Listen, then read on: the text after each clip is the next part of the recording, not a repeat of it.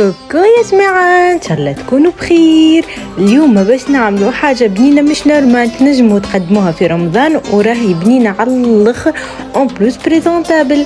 راهي بنينة وسهلة مش نورمال. تحبوا تعرفوا كيفاش؟ هيا بينا. اول حاجة حطيت شوية معدنوس وحطيت بطاطا مقلية، شوية تون، شوية ملح، شوية كركم، شوية فلفل اكحل وشوية جبن. حطيت العظم وزدتها جبن موتزاريلا، وانتم تنجموا تعملوا اي جبن تحبوا عليه. خلطها مليح مليح ومن بعد زدتها ساشي خمير دقاتو.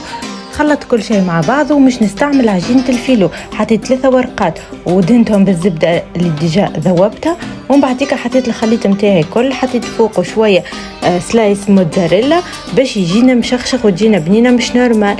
بعديك حطيت فوقها زادة 3 ورقات من عجينة الفيلو ودهنتهم بالزبدة مليح مليح مليح. رد بالكم ما تخليوش حتى ورقة ماهيش مدهونة بالزبدة باش تجينا بنينة على الاخر. بعديك زدت زينتها بشوية سينوج ولا جرجلين كيما تحبوا، زينوها باللي تحبوا، وحطيتها في الفور مدة 30 دقيقة على درجة حرارة 180 درجة. ورجيت فيها سيف بنة مش نورمال. شوفوا لي الكولور متاعها وشوفوا لي قديشها مزيانة على الاخر، راهي بنينة. متأكدة اللي هي الروسيتا دي باش تعجبكم على الاخر، على خاطرها سهلة ما فيهش برشا مكونات، اون بلوس سهل على الاخر وما تاخذش برشا من وقتنا. راهي جات بنينة مش نورمال. ان شاء الله تكون عجبتكم الروسيت. ما تنسونيش في لايك كومنت وشير. ان شاء الله نشوفكم في روسيت اخرى وباي باي.